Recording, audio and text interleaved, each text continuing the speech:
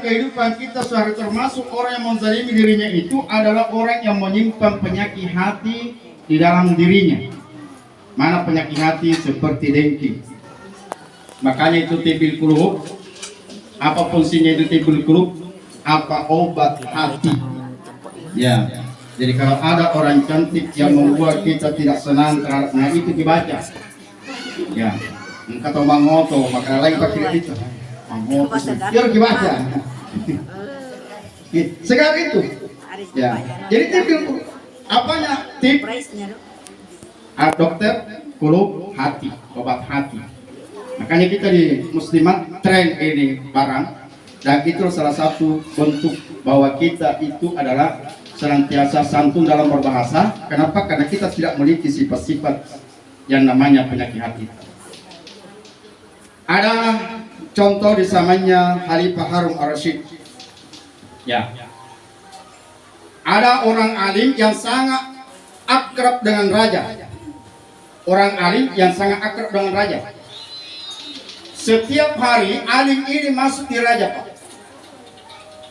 Maka suatu saat ada orang yang sakit hatinya melihat keakraban alim ini dengan raja. Maka suatu saat orang yang dengki ini, Pak, datang kepada raja. Setelah dia alim ini keluar dari istana, orang yang dengki ini datang melapor. Apa dia katakan? Tuan Raja, itu tadi Ustaz Hajar Tajli. Nah, bilang Tuan Raja, apa dia cerita? Nah, bilang tadi waktu bicara kasih itu bawa pemangga, nah bilang itu Tuan Raja dalam busuk namurukna. Begitu. Busuk namurukna. Oh begitu, pembicaranya yang begitu. Kalau mau dibuktikan ini ucapanku benar, besok lusa diundang lagi. Kalau datang di istana di sini dan dia bicara dengan kita dan dia tutup mulutnya begini, itu pertanda ucapanku benar. Maka Tuan Raja ini percaya terhadap ucapannya ini orang yang sakit hati. Nah bilang Tuan Raja, iya, besok lusa undang. Nah bilang kapan diundang? Dia bilang 3 hari insya Allah saya akan undang. Orang yang sakit hatinya ini dia tahu bahwa orang alim ini akan diundang oleh raja 3 hari kemudian. Maka dia buat acara. Sebelum raja ini mengundang sang alim, bilang hari apa ini? Hari Senin diundang masuk, maka hari Senin orang yang sakit hatinya ini potong kambing. Kenapa dia potong kambing? Dia mau jamu baik-baik ini orang yang alim. Dia mau jamu baik-baik, dia kasih makan kambing. Ya setelah sudah makan kambing, masuk ke istana.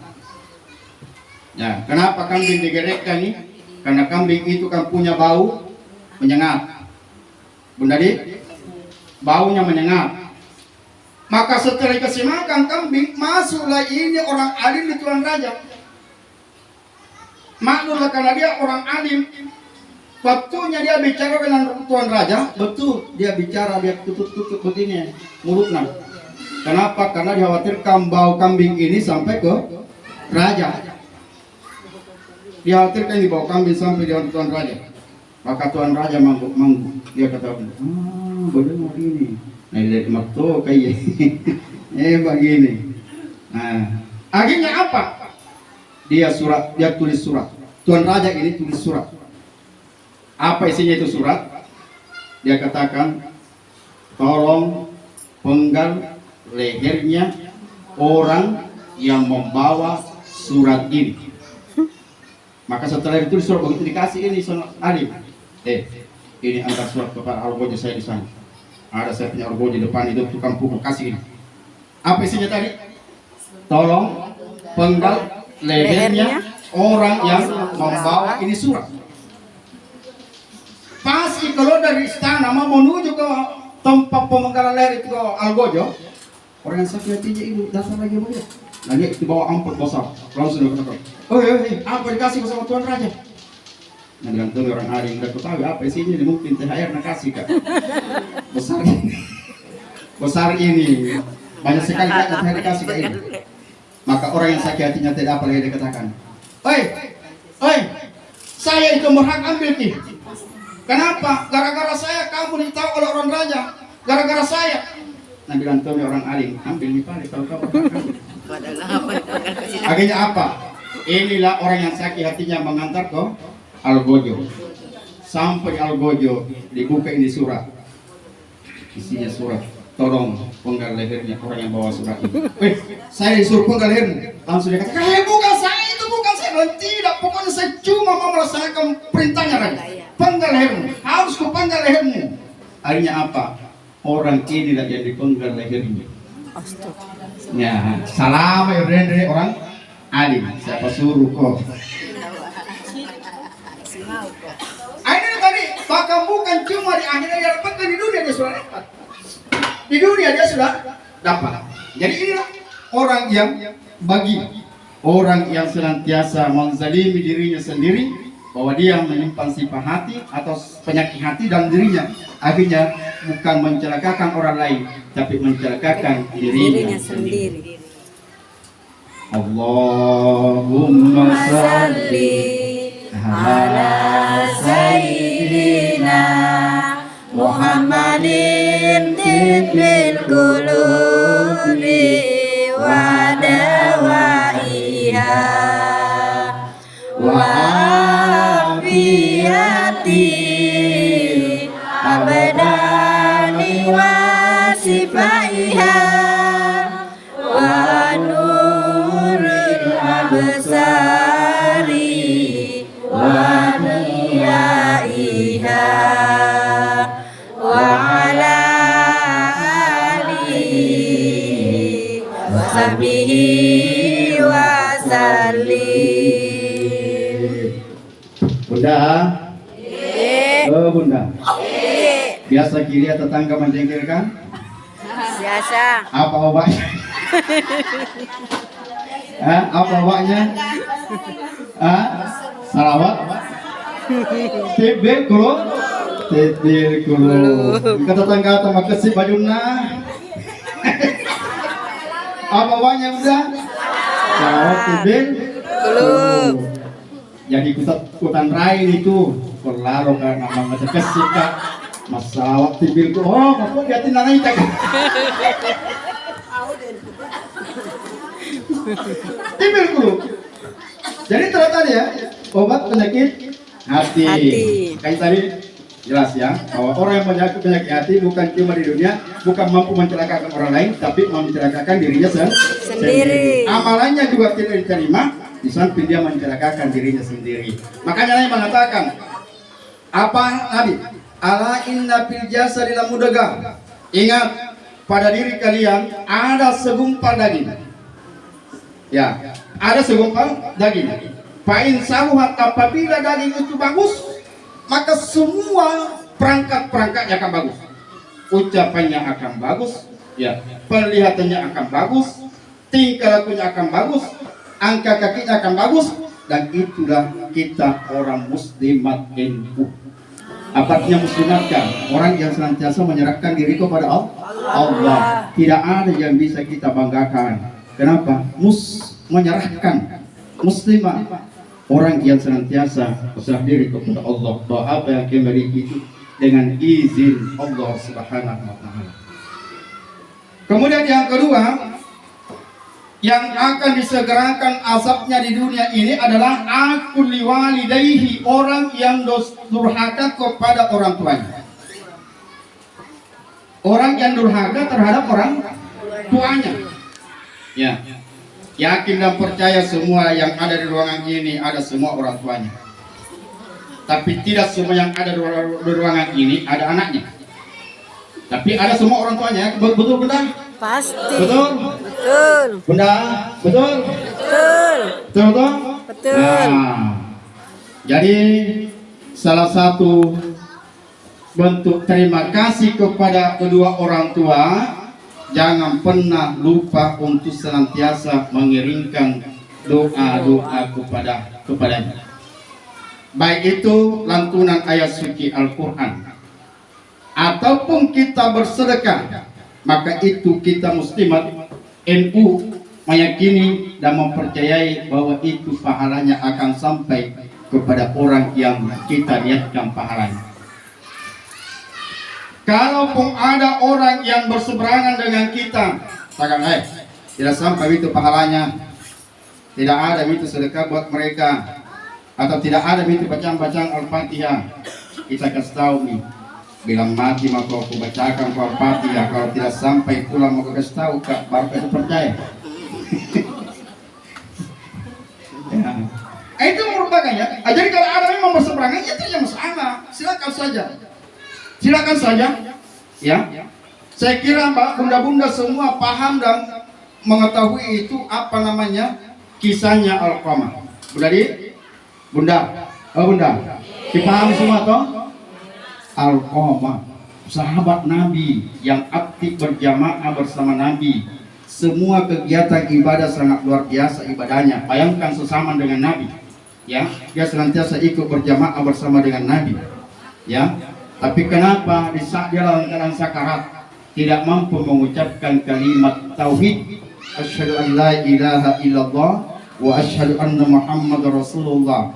Berhari-hari tidak mampu dia ucapkan itu. Akhirnya Nabi mengambil inisiatif. Apa dia katakan? Coba Bilal, lihat kok ini Alqamah ini masih ada ke orang tuanya. Maka Bilal lah ini bergerak. Ada orang tuanya, ada mamanya. Maka Rasulullah langsung menemui itu orang tuanya. Anak tersakarat. Coba kita maafkan. Maka apa dia bilang? Orang tuanya, mamanya, apa dia katakan? Saya tidak akan maafkan. Kenapa?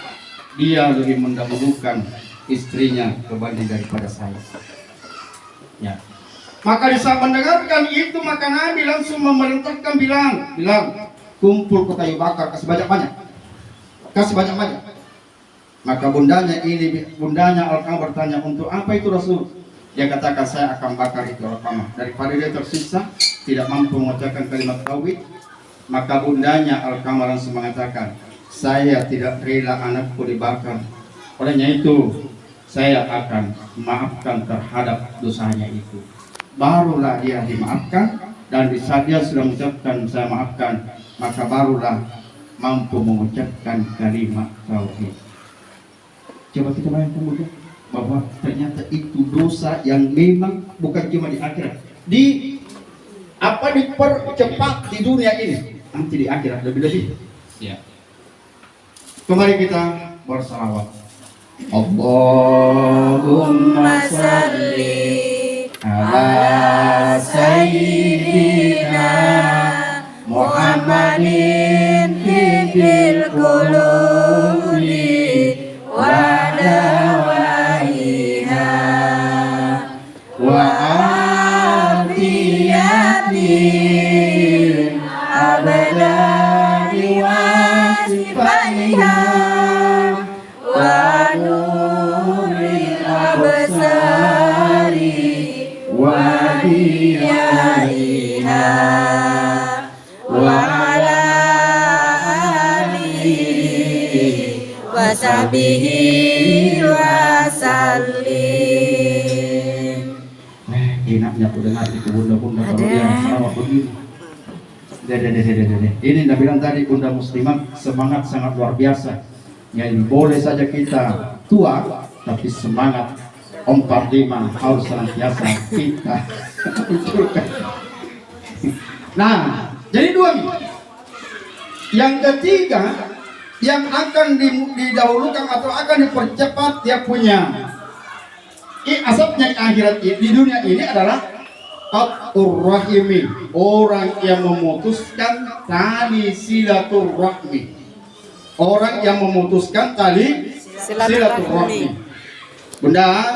Iya. Bunda? Iya. Ada orang yang pernah kita bombe? Ada. Kenapa di bombe ini? Sakit hati. Bunda, ada hadis Nabi mengatakan, la ya'illu li ahadin ayyahjura akahu fawqa salasati ayyam. Tidak halal seorang mukmin membombek saudaranya lebih dari 3 hari. Lebih dari 3 hari. Bunda, oh Bunda, kalau dibombek bapaknya biasa tak berapa hari. Tidak. Anda sampai di semalam. Jadi lihat saja, halal 3 hari, lebih dari itu sudah tidak halal. Siapapun itu, coba ini Pak Ibu. Jadi bagaimana orang yang semacam ini tidak diterima Pak? Nabi suatu saat ditanya, Rasul, kenapa kita puasa Senin dan Kamis? Maka Nabi mengatakan, Sumtu yaumal isnin yaumul maulidti. Saya berpuasa pada hari Senin karena itu adalah hari kelahiranku. Jadi Nabi memperingati hari maulidnya dengan puasa. Kita umatnya memperingati hari maulidnya dengan makan telur.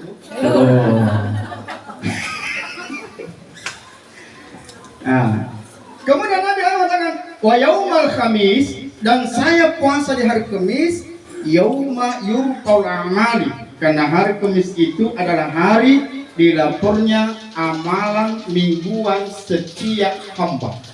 Wa ana a'radi an amali wa ana sa'imun. Saya senang, saya punya amalan itu dilapor sementara saya dalam keadaan berpuasa. Ya, berpuasa. Lalu bagaimana ini? Di saat amalan kita dilapor Pak Ibu, Bunda, di hadapan Allah Subhanahu wa taala, sebelum sampai di hadapan Allah Subhanahu wa taala, maka Allah mengatakan, kasih berhenti dulu itu amalannya. Falyanzur, lihat dulu di antara hambaku itu adakah bombeknya. Kalau dia ada bombeknya, maka tidak akan sampai itu. Ya, tidak akan sampai itu pahala. Ya, puasa di 1 bulan terkatung-katung tidak akan sampai di hadapan Allah karena ada bombek, gara-gara bombek. Ya, salat setiap hari berapa kali, 5 kali sehari semalam tidak akan sampai di hadapan Allah karena bombek. Ya, akhirnya yang mengatakan bahwa orang yang memutuskan tali silaturahmi itu adalah karena tidak diterimanya kita punya amalan ini, maka dianggaplah kita orang yang tidak melaksanakan kewajiban itu. Maka itu dikatakan dia diberikan azab oleh Allah Subhanahu wa taala disebabkan karena memutus tali silaturahmi. Hadirin Bunda Salihah yang insyaallah sama-sama dirahmati dan dimuliakan oleh Allah Subhanahu wa taala.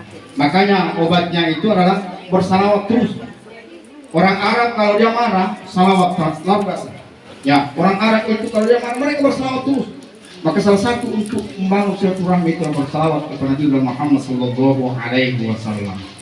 Semoga tazkirah ini dapat memberikan kepada kita sekalian pencerahan pada kesempatan ini. Mudah-mudahan dapat bermanfaat dan sekaligus mengintrospeksi diri kita bahwa kita punya kehidupan ini tidak sempurna sebagaimana apa yang kita inginkan, tapi sekurang-kurangnya kita berusaha untuk senantiasa melaksanakan ajaran-ajaran agama baik dalam pergaulan kita sehari-hari ataupun pergaulan kita di antara sesama manusia. Sebelum saya menutup, mari kita bersalawat lagi. Timbul dulu. Allahumma salli ala sayyidina Muhammadin tibbil qulubi wa dawaiha wa afiyatil abdani wa sifaiha wa nuril absari wa diyaiha wa ala alihi wa sahbihi wa sallim. Jadi mari kita berdoa kepada Allah Subhanahu wa taala.